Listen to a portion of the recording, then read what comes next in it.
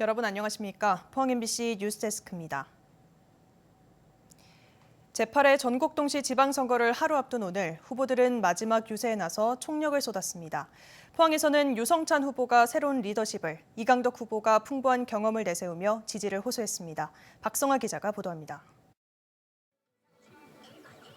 유성찬 후보는 환경산업에 역점을 두고 막판 유세에 힘을 쏟았습니다.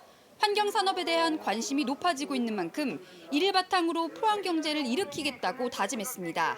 서민 경제를 살릴 수 있는 환경산업을 일으킬 것입니다. 철강산업과 더불어서 포스코와 함께 논의하고 토론하고 포항 지역 경제를 살릴 수 있는 방안을 찾아내겠습니다. 시청 안에 시민들이 자유롭게 토론할 수 있는 공간을 만들어 시민들의 의제가 행정에 직접 반영될 수 있게 하겠다며 새로운 리더십을 위해 투표해달라고 거듭 호소했습니다. 시민들의 힘이 가장 중요합니다. 포항시가 완전히 새로운 리더십을 만들어질 수 있게끔 도와주실 간곡히 부탁드리는 바입니다. 기호 1번 유성찬입니다. 이강덕 후보는 마지막까지 삼선시장의 강점을 내세웠습니다. 그동안의 경험과 인적 네트워크를 활용해 포항의 발전을 이끌겠다고 강조했습니다. 우리 윤석열 정부 내에서 우리 포항이 더욱더 발전할 수 있도록 대형 사업을 비롯해서 모든 일에 앞장서도록 그렇게 하겠습니다.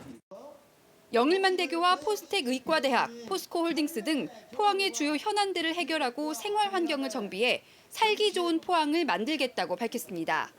생태와 산업과 여러 가지가 잘 가꿔져서 포항이 살기 좋은 그리고 지방도시 중에서 경쟁력 있는 그런 도시가 될 수 있도록 만들어 나가겠습니다. 단 2명의 후보가 출마해 다양성에 대한 아쉬움이 남은 이번 포항시장 선거.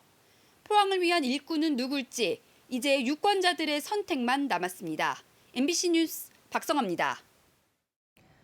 경주시장 선거는 여당인 준하경 후보의 최다 득표가 될지, 야당인 한영태 후보의 전행 견제가 먹힐지 관심사입니다. 마지막 유세와 후보들의 주요 공약을 김기영 기자가 취재했습니다. 더불어민주당 한영태 후보는 경주의 미래 행정타운이 될 옛 경주역을 마지막 유세장으로 잡았습니다.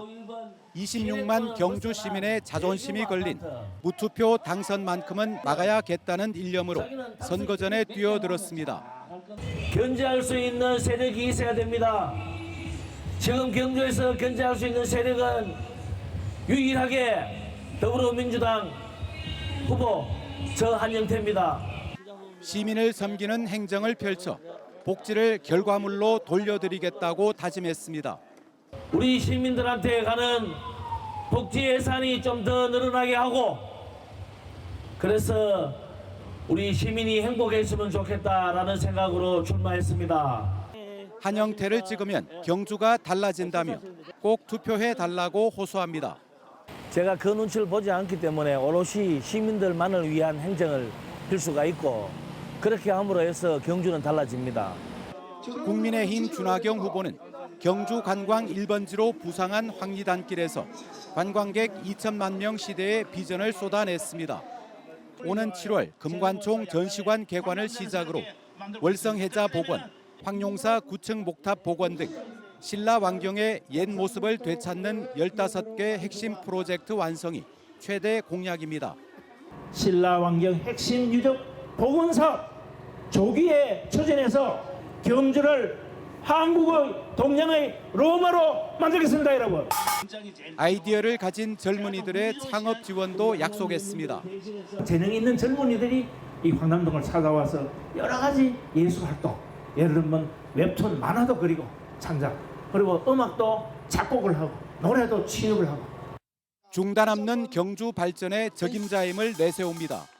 우리 경주의 새로운 변화된 모습, 또 지속 가능한 발전의 토대를 닦는 그런 시장이 되도록 하겠습니다.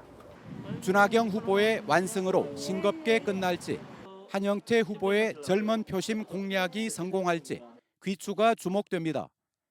MBC 뉴스 김기영입니다. 제8회 전국동시 지방선거가 내일 경북 972개 투표소에서 일제히 실시됩니다.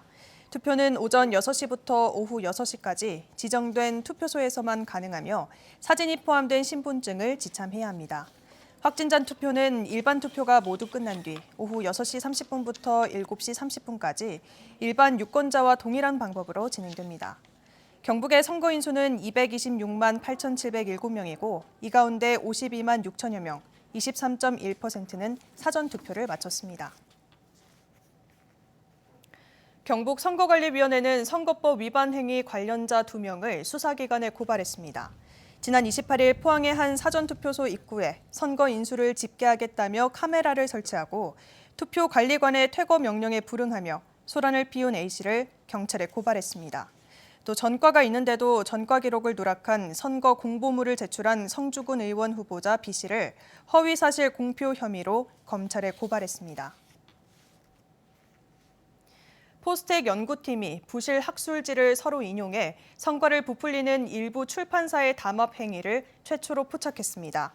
포스텍 정우성 교수 연구팀은 숭실대, 한국과학기술정보연구원과의 공동 연구를 통해 많이 인용될수록 더 우수한 학술지로 여겨지는 인식을 악용해 출판사들이 조직적으로 학술지 인용을 부풀린 정황을 확인했다고 밝혔습니다. 이번 연구 성과는 최근 국제학술지 저널 오브 인포메트릭스에 실렸습니다. 포항 시가지 곳곳에서 연약 지반인 도로가 갈라지고 침하하는 현상이 잇따르고 있는데요. 포항시는 대책으로 하수박스를 설치하거나 도로 보수 공사에 그치고 있습니다. 시민들은 지반 침하가 큰 사고로 이어지지 않을까 불안해하고 있고 전문가도 땜질식 처방이 아닌 근본 대책이 필요하다고 말합니다. 배현정 기자가 보도합니다. 포항시 양덕동 도로 한가운데가 갈라지면서 선명한 균열이 생겨났고 100여 미터에 걸쳐 길게 침하 현상이 발생하고 있습니다. 또 다른 도로도 사정은 마찬가지.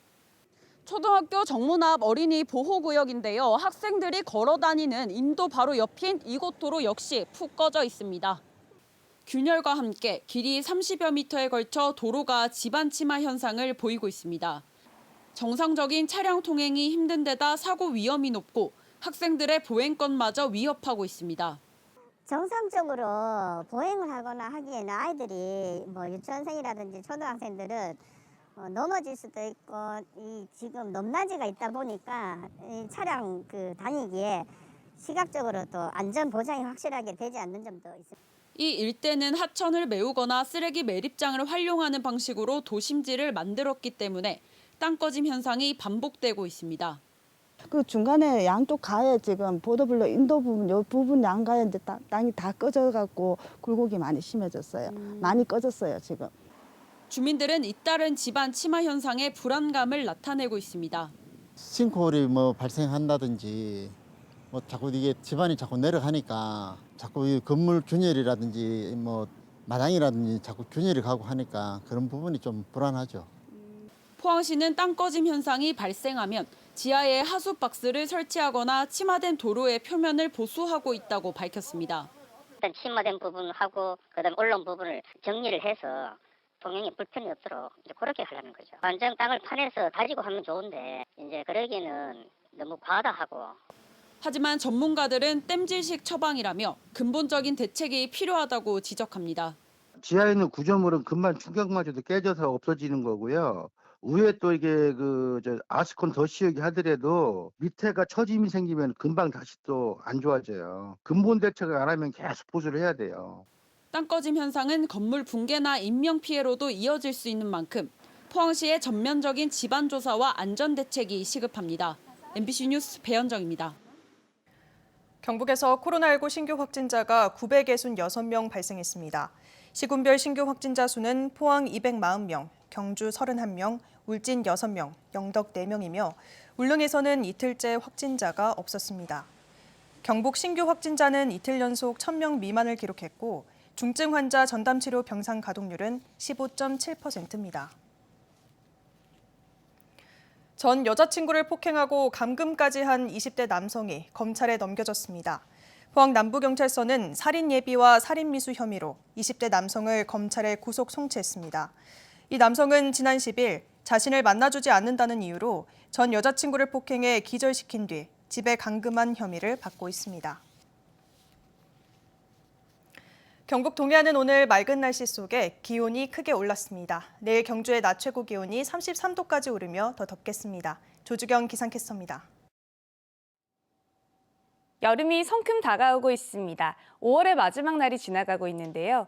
종일 선선했던 어제와 달리 오늘은 볕이 강하게 내리쬐면서 다소 더웠습니다. 포항의 한낮 기온은 27.8도로 어제보다 6도가량이나 올랐는데요. 내일은 기온이 더 오르겠습니다.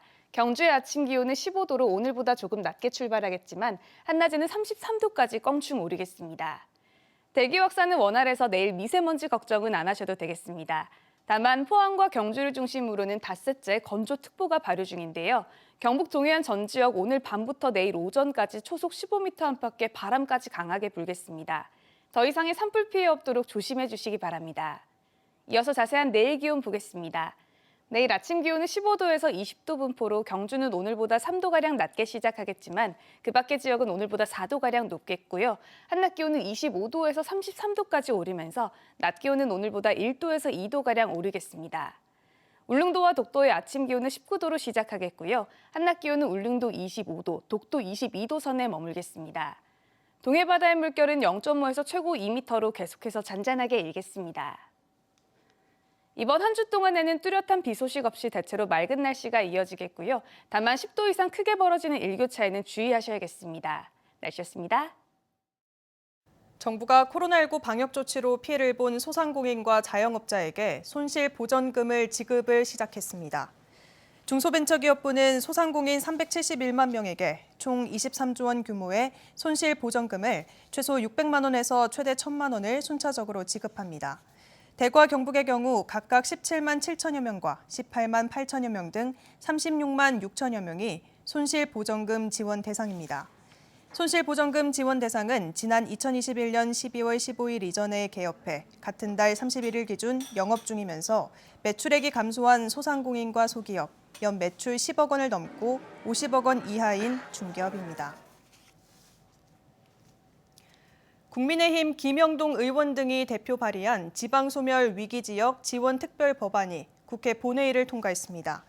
이에 따라 각 부처별 사업 추진 시 인구 감소 지역을 우선 고려해 지원할 수 있도록 했고 청년 및 중장년의 정착 지원을 위해 일자리, 창업, 주거 등 관련 시책을 우선 추진할 수 있도록 했습니다.